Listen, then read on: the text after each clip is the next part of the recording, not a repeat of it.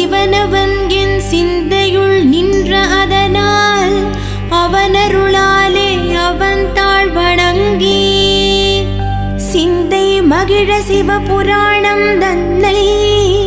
முந்தை வினை முழுதும் ஓய உரைப்பன்